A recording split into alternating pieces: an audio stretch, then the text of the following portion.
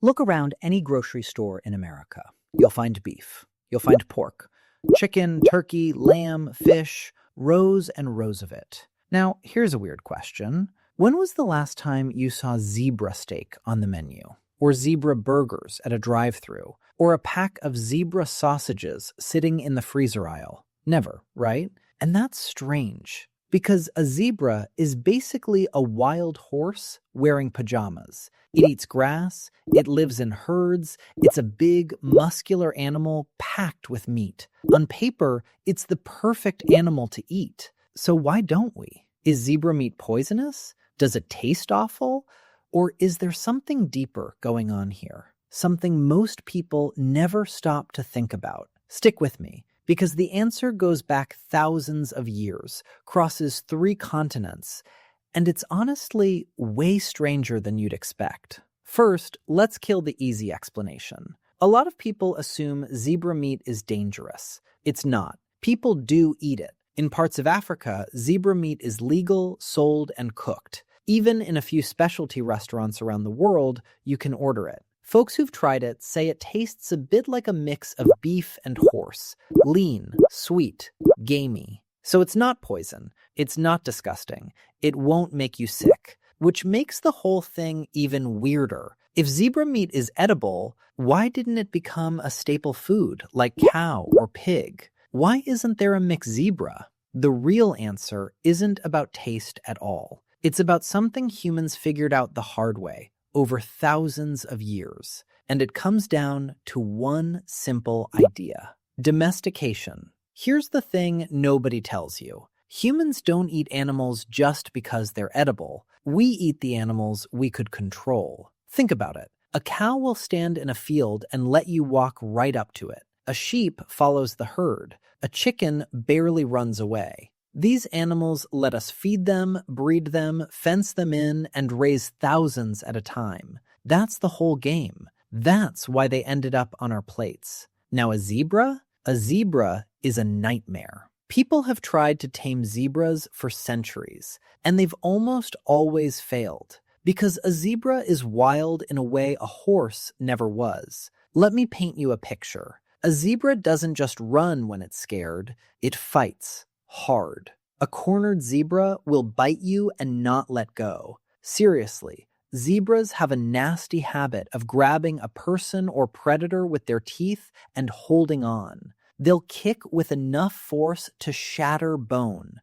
A zebra's kick can literally break a lion's jaw. And they're paranoid. Really paranoid.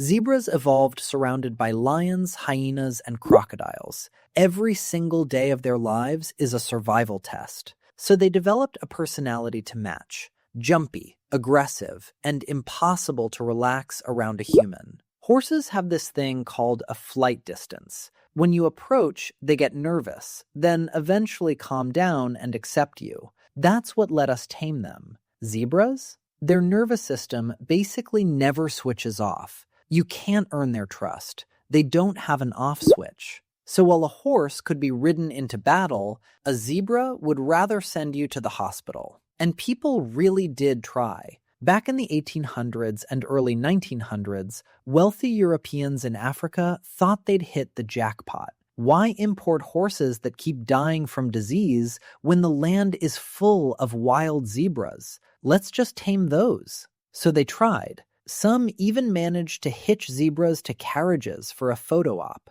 There's a famous story of a man named Walter Rothschild who drove a carriage pulled by zebras through the streets of London just to prove it could be done. But here's the catch. It never scaled. You could break one stubborn zebra with insane effort. You could never turn them into reliable, farmable animals like horses or cattle. The moment you needed 1,000 of them, working calmly day after day, impossible. So the dream died, and the zebra stayed wild. But taming isn't the only reason. There's a numbers problem too, and this one's brutal. Let's talk about raising animals for food.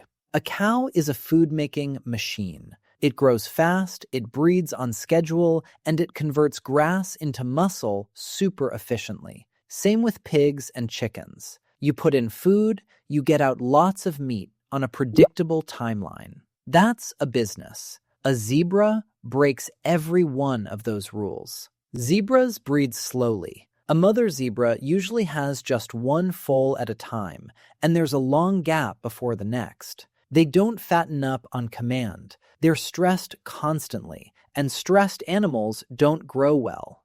And they need huge amounts of open space to feel safe. You can't just pack them into a barn. So imagine you wanted to start a zebra farm. You'd spend way more money on way more land over way more years to get way less meat than a simple herd of cows would give you in a fraction of the time. It just doesn't add up. Nature made the zebra a survivor, not a supplier. And there's one more twist. A quiet one. Wild animals like zebras carry diseases and parasites that farm animals have mostly been bred away from over thousands of years. See, when we domesticated cows and pigs, we didn't just tame their behavior. We slowly cleaned up their genetics, their health, their whole biology, generation after generation.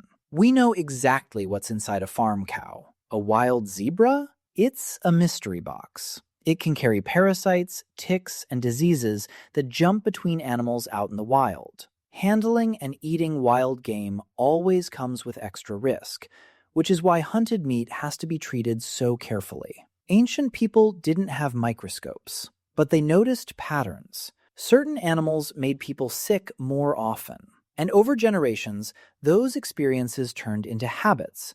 And those habits turned into, we just don't eat that. Tradition figured out the danger long before science could explain it. Now zoom out for a second, because this isn't really just about zebras. Out of the thousands of large animal species on Earth, humans have only ever fully domesticated a tiny handful for food. Cows, pigs, sheep, goats, chickens. That's basically the whole list. Why so few? A scientist named Jared Diamond studied this and came up with a famous idea. He said, for an animal to be domesticated, it has to pass a whole checklist. It needs a friendly temperament. It needs to breed easily in captivity. It needs to grow fast. It needs a calm social structure. It needs to not panic when humans are around. Miss even one of these? Domestication fails. He called this the Anna Karenina principle. Basically, all the animals we tamed are alike in every important way. But every animal we couldn't tame failed for its own unique reason. And the zebra? Oh, the zebra fails almost the entire checklist. Too aggressive, breeds too slow, panics too easily, needs too much space. It's like nature designed the perfect animal to not be farmed. So here's the beautiful irony. The zebra looks like the easiest meal in the world. Big body, eats grass, related to the horse. It should have been a no-brainer. But those famous stripes? They're a symbol of everything that kept the zebra off our plates. That wild spirit, that refusal to be tamed, that constant readiness to fight and run. All the things that make a zebra terrible livestock are the exact things that let it survive in the wild for millions of years. The cow gave up its freedom and got a farm. The zebra kept its freedom and got the wide open savanna. So let's bring it all together. Why don't humans eat zebra meat? It's not one reason. It's a bunch of them, all stacking up. It's not because zebra meat is bad. People do eat it. It's because zebras can't be tamed. They're aggressive, paranoid, and they fight to the death. It's because they breed too slowly and stress too easily to ever be farmed for profit. It's because wild animals carry risks that farm animals don't. And it's because, out of every animal on Earth, only a lucky few ever passed the test to become livestock. The zebra just never made the cut. And honestly, it never wanted to. So the next time you see a zebra, in a photo, at a zoo, or galloping across some nature documentary, look at those stripes a little differently. You're not looking at a missed meal. You're looking at a survivor. An animal so wild, so stubborn, so impossible to control that humans tried for centuries and finally just gave up. We didn't skip the zebra because we couldn't eat it. We skipped it because it refused to be eaten. And that might be the most impressive thing a grass-eating animal has ever done.